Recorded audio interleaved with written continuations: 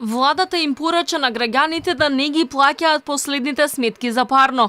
Овој став на министерот за економија Крешник Бектеши доаѓа откако БЕК им пушти на Скопје ни за 40% наместо за 15% повисоки сметки за август. Тој вели дека БЕК е компанијата која имала долг кон државата. Субвенциите ќе ги добиеле следната година кога ќе се извршало порамнување по доставата на завршните сметки. Кога БЕК се порамни во тој момент ние како влада, кога што сме предвидели, ќе го направиме, тие сметки да се уредени на РК и БЕК има обврска да пратат нови сметки.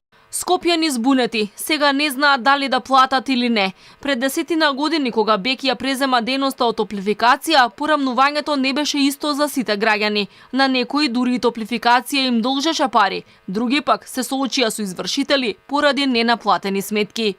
Од регулаторната комисија за енергетика им порачаа да не плаќаат и да чекаат БЕК да ги поништи и да им достави нови пониски сметки.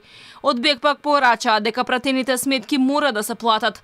Биле повисоки бидејќи договорот за субвенции од владата истекол уште во април, па немало правен основ за субвенционирање на авансните августовски фактури до потрошувачите. Од владата молк, не се знае зошто месецов не го субвенционирале БЕК и покрај тоа што претходно донеле таква одлука. Во текот на денов се очекува министерот за економија Крешник Бектеши да им образложи на граѓаните зошто добиле вакви сметки и што да прават понатаму, зошто многумина не може да издвојат за речиси половина повеќе пари и тоа само за плаќање на сметките за парно грејење. Од БЕК порачаа дека крајниот рок за плаќање на веќе пратените фактури е 21 септември, а владата не им ги префрлила ветените субвенции ниту претходно. Субвенциите кои БЕК снабдување ги пресметуваше во фактурите за топлинска енергија во месец февруари, март и април 2022 во висина од 99,6 милиони денари согласно одлуката на владата се уште не се исплатени, односно субвенцијата на потрошувачите на топлинска енергија до овој момент е на товар на компанијата.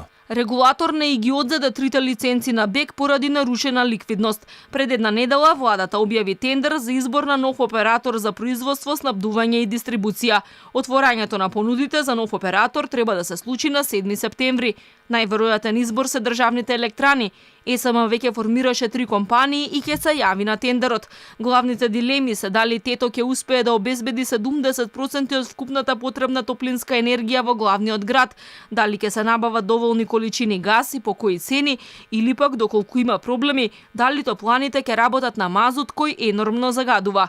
Надлежните смируваат, но експертите одамна порачаа дека власта не треба да глуми нормалност во ваква криза и да објави резервен план во случај ветеното да не се оствари.